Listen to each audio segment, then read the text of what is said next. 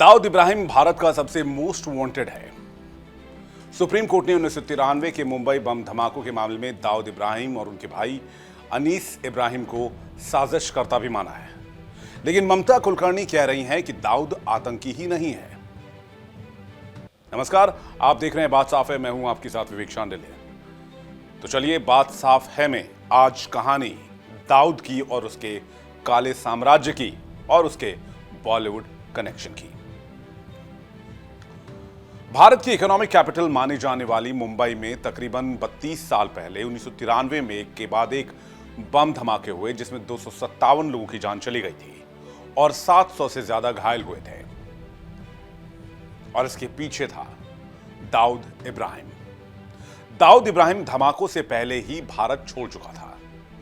भारत सरकार बार बार कहती रही कि उसने पाकिस्तान में शरण ले रखी है, लेकिन पाकिस्तान तो पाकिस्तान है।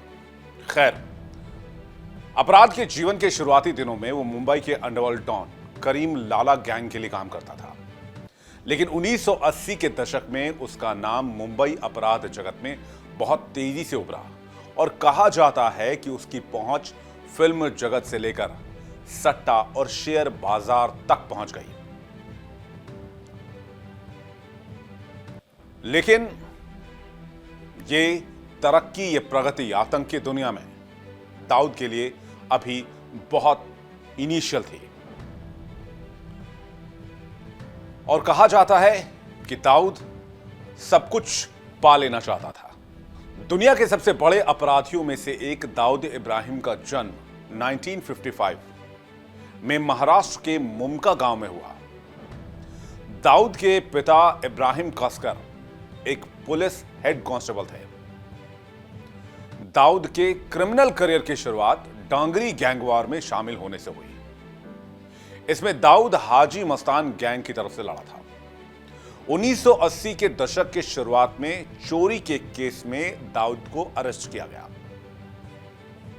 समय के साथ साथ दाऊद को इसमें मजा आने लगा और इसी तरह दाऊद का क्रिमिनल रिकॉर्ड बढ़ता चला गया। हाजी मस्तान और अफगानिस्तान से आए प्रवासियों से बनी पठान गैंग के बीच हुई लड़ाई के बाद दाऊद काफी पावरफुल और खतरनाक बन गया।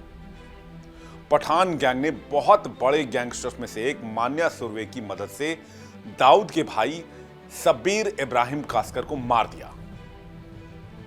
इसके बाद कहा जाता है कि दाऊद इब्राहिम ने पठान गैंग से जो बदला लिया, वो मुंबई आज तक नहीं भूल पाया है। उसे पूरा मुंबई शहर जानता है। दाऊद ने पठान गैंग के सभी मेंबर और सुरवे गैंग को अपनी गिरफ्त में कर लिया।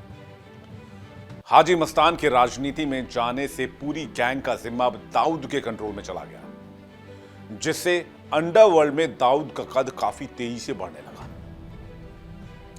इसके बाद दुबई में शिफ्ट होने के बाद दाऊद ने अपना बिजनेस बढ़ाने का भी सोचा। तो दाऊद ने जहाज तोड़ने के बिजनेस पर दांव लगाया, जो देश में वो हथियार, विस्फोटक और प्रतिबंधित पदार्थों की तस्करी करने के लिए उपयोग करता था। इसके बाद दाऊद ड्रग तस्करी और इलीगल एक्टिविटीज के साथ साथ ट्रांसपोर्टेशन भी उपलब्ध करवाने लग गया। साथ ही साथ वो सट्टे की दुनिया में भी शामिल हो गया और सट्टेबाजी में भी रम गया। सट्टेबाजी की दुनिया में आने के बाद उसने कई क्रिकेटर्स से संबंध बनाए। कई इंडियन और वेस्ट इंडीज क्रिकेटर्स का दाऊद के साथ कनेक्शन दिखा। इसके साथ साथ उसने हवाला या मनी लॉन्ड्रिंग में नाम भी अपना कमाया, जहां हवाला के जरिए दुनिया भर में पैसों का लेन देन वो करने लगा। यूके सरकार की रिपोर्ट के मुताबिक दाऊद इब्राहिम 21 नामों के साथ पाकिस्तान में रहता है। दाऊद की यूके की संपत्ति जब्त कर ली गई है। यूके सरकार के वित्त मंत्रालय की ओर से जारी रिपोर्ट में इस बात का जिक्र किया गया है कि कराची में उसके कई घर हैं। और दाऊद के जो 21 नाम बताए गए हैं उसको भी देख लीजिए। पहला नाम है अब्दुल शेख इस्माइल, फिर है अब्दुल अजीज अब्दुल, फिर है हमीद, फिर है अब्दुल रहमान शेख मोहम्मद इस्माइल, फिर है अनीस इब्राहिम शेख मोहम्मद, बड़ा भाई दाऊद भाई, इकबाल भाई, दिलीप अजीज, दाऊद इब्राहिम, फारूकी शेख, हसन कास्कर दाऊद, हसन दाऊद, इब्राहिम अनीस, इब्राहिम दाऊद हसन शेख, कास्कर दाऊद हसन शेख इब्राहिम, कास्कर दाऊद इब्राहिम मेनन, कास्कर दाऊद हसन इब्राहिम, मेनन दाऊद इब्राहिम, सबरी दाऊद, साहब हाजी और बड़ा सेठ। और कहते हैं कराची में दाऊद का बाकायदा व्हाइट हाउस मौजूद है। रिपोर्ट के माने तो दाऊद के पास पहले भारतीय पासपोर्ट था, जिसे बाद में भारत सरकार ने कैंसिल कर दिया। इसके बाद उसने फर्जी तरीके से कई भारतीय और पाकिस्तानी पासपोर्ट हासिल किए। और सिर्फ इतना ही नहीं, रिपोर्ट की माने तो पाकिस्तान के शहर कराची में उसके नाम पर 3 पते तक दर्ज हैं। जो पते दाऊद के नाम पर दर्ज हैं वो है हाउस नंबर 37, 30वां street, defence housing authority, Karachi Noorabad. Karachi पहाड़ी इलाके में आलीशान बंगला है। व्हाइट हाउस के नाम से जिसे जाना जाता है सऊदी मस्जिद के निकट क्लिफ्टन, कराची में। भारत का मोस्ट वांटेड भगोड़ा डॉन 1993 के मुंबई धमाकों का मुख्य साजिशकर्ता भी रहा और तब से लेकर आज तक वो पाकिस्तान में रहकर अंडरवर्ल्ड का साम्राज्य चला रहा है। लेकिन पाकिस्तान लगातार इस बात से इनकार करता रहा कि दाऊद उसके देश में है। अंडरवर्ल्ड डॉन दाऊद इब्राहिम का 80 और 90 के दशक में बॉलीवुड पर भी काफी दबदबा हुआ करता था। उसकी कई सेलिब्रिटी से दोस्ती थी। दिवंगत एक्टर ऋषि कपूर ने भी दाऊद से 2 बार मुलाकात की थी। तब एक बार दाऊद ने ऋषि के सामने अपने फेवरेट एक्टर्स के नाम भी गिनवाए थे। ऋषि कपूर ने खुल्लम खुल्ला में बताया कि उन्होंने साल 1988 में दुबई में दाऊद इब्राहिम से मुलाकात की। इसके बाद वो साल 1989 में दूसरी बार उससे मिले। तब ऋषि ने दाऊद के साथ काफी समय बिताया था। उन्होंने अपनी ऑटोबायोग्राफी में बताया कि दाऊद ने उनसे कहा था कि वो उनके फादर राज कपूर, उनके अंकल दिलीप कुमार, महमूद और मुकरी जैसे एक्टर्स को काफी पसंद करता है। वहीं ऋषि की एक्टिंग भी अंडरवर्ल्ड डॉन को काफी पसंद थी। ऋषि की फिल्म तवायफ अंडरवर्ल्ड डॉन दाऊद की फेवरेट हुआ करती थी। 80 से 90 के दशक में बॉलीवुड पर डी कंपनी का बहुत गहरा प्रभाव था, जो मेनली फाइनेंशियल हेल्प, फिल्मों को फंड करना, ब्लैक मनी से व्हाइट करना, जबरन वसूली, धमकी और मनी लॉन्ड्रिंग के माध्यम से था। उस समय बॉलीवुड में फाइनेंसिंग की बहुत कमी थी। पैसों का बड़ा एक तरह से क्रंच रहता था, जिसका फायदा उठाकर दाऊद ने काले धन को सफेद करने के लिए फिल्मों को लोन देने का काम शुरू किया। लेकिन वो खुद प्रोड्यूसर नहीं बनता था, बल्कि प्रोड्यूसर्स को पैसे उधार पर देता था, जो फिल्म रिलीज के बाद बाकायदा व्हाइट मनी से चुकाए जाते थे।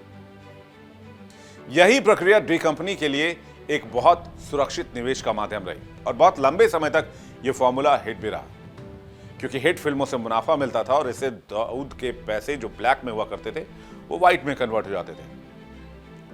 दाऊद बॉलीवुड सितारों को दुबई में डिनर पार्टीज में बुलाया करता, महंगे गिफ्ट देता जैसे कि घड़ियां, ज्वेलरी, और खुद को भाई कहलवाना बड़ा पसंद करता था। कई सितारे इस रिश्ते को एक तरह से स्टेटस सिंबल के तौर पर देखते थे। माना जाता है कि दाऊद एक्सटॉर्शन का एक बहुत बड़ा रैकेट ऑपरेट करता था। डी कंपनी के सदस्य जैसे अबू सलेम फिल्म प्रोड्यूसर से प्रोडक्शन मनी वसूलते थे।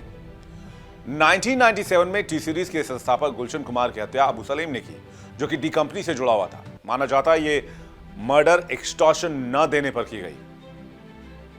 शाहरुख खान को अबू सलेम ने धमकी दी। छोटा शकील जैसे सदस्यों ने कई प्रोजेक्ट पर दबाव डाला।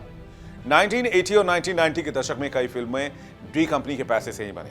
हालांकि जब ये टेरर बढ़ने लगा, जब दाऊद का आतंक बढ़ने लगा, तो मुंबई पुलिस ने बहुत रिग्रेसिव ऑपरेशंस लॉन्च किए 1990 के अंत में, यानी कि 90 के दशक में अंत में, जिससे न सिर्फ दाऊद के गुर्गों का एनकाउंटर किया गया, अबू सलेम की गिरफ्तारी हुई।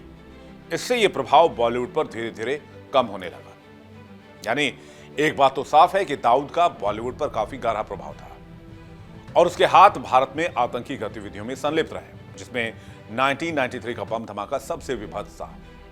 ऐसे में कोई, खासकर 80-90 के दशक के स्टार रही कोई अदाकारा अगर दाऊद के बारे में कुछ कह रही हैं या फिर कह रही हैं कि वो आतंकी नहीं है, तो इसे समझ पाना बहुत मुश्किल नहीं है इस कहानी के बाद जो मैंने आपको अभी सुनाई है। तो बात साफ है, फिलहाल इतना ही। बने रहिए इंडिया डेली के डिजिटल प्लेटफॉर्म पर, फिर हाजिर होंगे ऐसे ही किसी एक और मुद्दे के साथ, जिस पर जानेंगे हम उसे विस्तार से।